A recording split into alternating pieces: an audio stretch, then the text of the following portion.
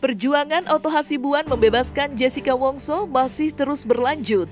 Berbagai upaya terus ditempuh.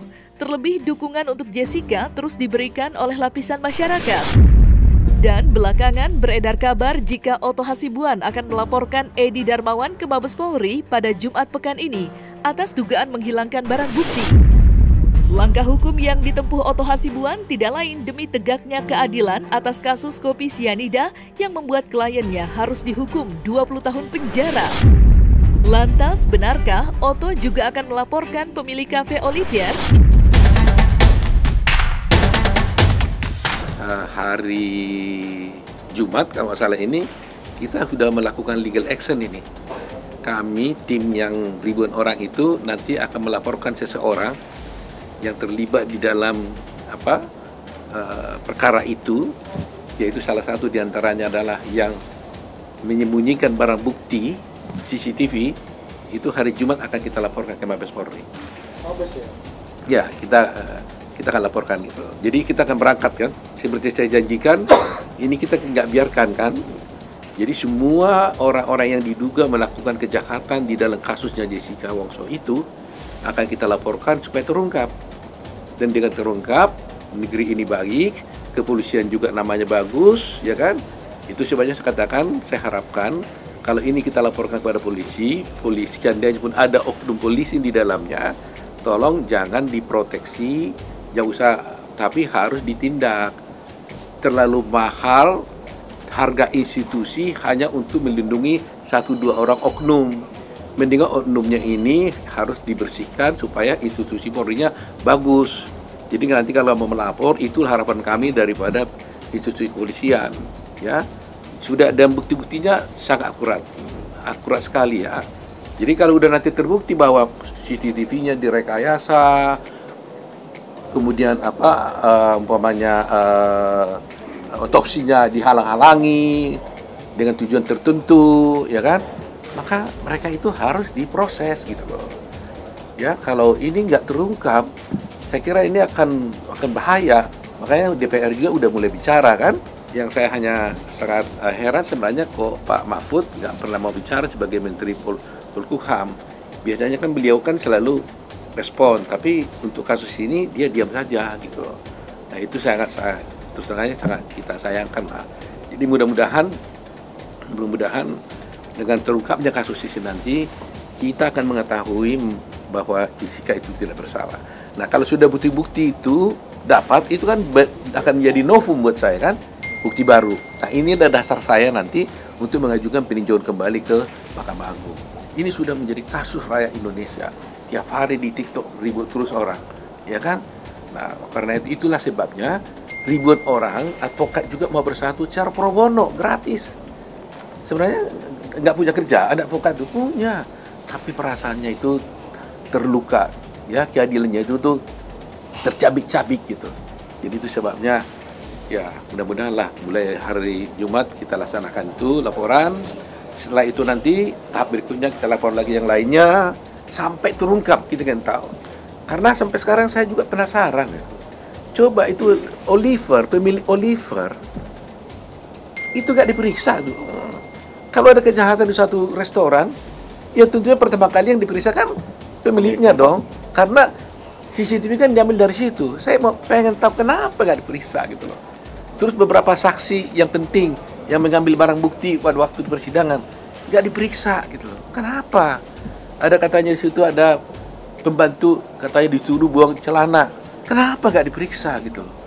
Tak tahu di luaran dia merumuskan bahwa Jessica membuang celana. Tapi kita minta supaya diperiksa saksinya, nggak dihadirkan dalam persidangan. Kenapa? Ada apa ini? Gitu. Nah itulah pereling kita.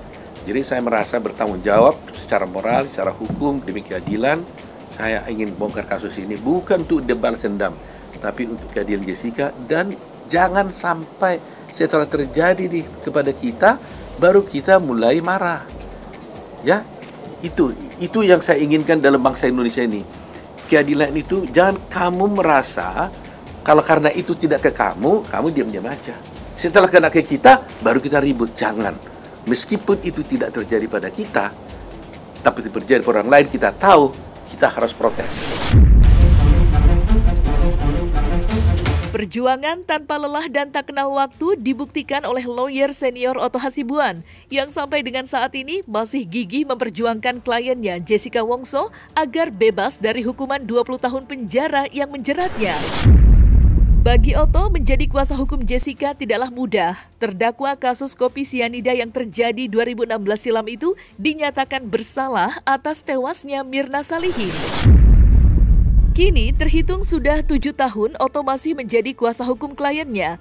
Dan dalam waktu dekat, Otto dan timnya akan kembali mengajukan PK. Dan seperti inilah cerita Otto Hasibuan yang sudah 7 tahun mendampingi kliennya mencari keadilan.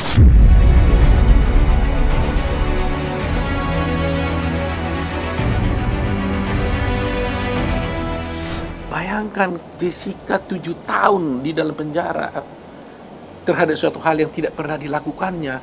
Coba bayangkan, perempuan loh. Coba bayangkan, sudah saya katakan berkali-kali, dia dimasukkan di sel tikus hampir 4 bulan lebih. Di sel tikus itu maksudnya di kamar yang gelap, kecil, di sana ada tikus, kecoa dan sebagainya, ya kan? Di situ 4 bulan. Dan saya mendengar informasi dari wawancara daripada mantan kepala tahanan, paling lama orang dimasukkan situ 4 hari. Teroris. Dan ngaku. 4 hari itu udah ngaku. Biasanya 1 hari aja udah ngaku. Ini 4 bulan Jessica di dalam sel tikus itu nggak ngaku. Bayangkan saja tuh. Bandit besar dimasukkan ke situ ngaku. Tapi ini nggak ngaku. Dan sampai sekarang 7 tahun dia di dalam penjara, dia tetap ngaku. Saya tawarkan supaya dapat gerasi. Dia bilang, kalau gerasi gimana? Karena saya bilang bahwa kamu harus ngaku, dia bilang, saya nggak mau. Kalau gerasi itu kan kamu bisa bebas, Jessica, saya bilang.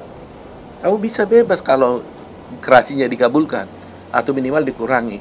Dia bilang, saya nggak mau. Kalau disuruh ngaku, saya nggak mau, katanya. Coba bayangkan, udah 7 tahun di dalam, tetap sampai sekarang dia nggak mau ngaku. Dan dia tidak mau minta gerasi kalau disuruh ngaku.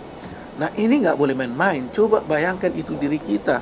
Perempuan loh, waktu itu umurnya hanya 28 tahun loh. Kalau sampai 20 tahun lagi berarti dia keluar 48 tahun. Bayangin itu. Kalau adik kita itu, diri kita, keluarga kita kayak apa gitu. Nah ini yang harus kita berjuang bersama-sama. Media juga harus berjuang bersama-sama memviralkan ini agar seluruh penegak hukum itu bisa memperhatikan ini. Saya kira no viral no justice. Sudah viral pun belum tujuh no justice juga sekarang.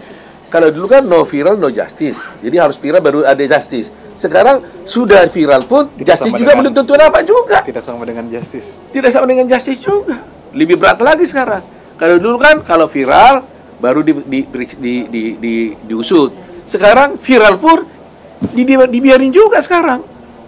Beli parah lagi. Jangan sampai seperti itu, ya kan? Jadi sampai kebal dia viralnya itu, dia nggak mau tahu gitu loh. Udah repot kan negeri seperti ini. Ya, nah sekarang kan Ice Cold muncul, Netflix muncul, udah viral terus. Diam juga itu orang itu. Ya, berarti tidak berani juga no viral no justice. Meskipun viral, justice juga belum kita dapat, apalagi tidak viral. Gitu. Makanya saya bilang no viral no justice katanya harapannya. Ternyata sekarang meskipun viral belum tentu juga dapat keadilan. Makanya saya bilang berangkat viral aja belum tentu dapat keadilan, apalagi tidak viral gitu loh.